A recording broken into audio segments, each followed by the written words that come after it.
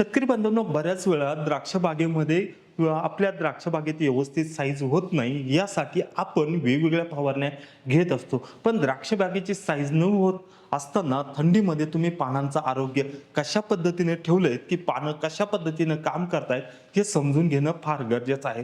जर द्राक्ष बागेमध्ये थंडीच्या परिस्थितीमध्ये पानांनी व्यवस्थित कार्यशील राहण्यासाठी जर तुम्ही योग्य पद्धतीच्या फवारण्या घेतल्या, निश्चितच त्याचा फायदा तुम्हाला द्राक्ष वेलीची ची व्यवस्थित वाढ होण्यामध्ये असेल किंवा द्राक्ष घडाची व्यवस्थित साईज होण्यामध्ये त्याचा फायदा होऊ शकतो. म्हणून अशा परिस्थितीमध्ये पानांनी व्यवस्थित काम करण्यासाठी तुम्ही मॅग्नेशियम सल्फेट 500 ग्राम, त्याबरोबर बायोविटा 200 लिटरला 300 ml आणि त्याचबरोबर तुम्ही सिलिकॉन 300 ग्राम या पद्धतीची फवारणी घेतली तर निश्चितच तुम्हाला चांगल्या पद्धतीचा फायदा द्राक्ष बागेमध्ये पानांनी व्यवस्थित काम केल्यामुळे तुम्हाला घडाची साईज मिळण्यासाठी होऊ शकतो. नमस्कार.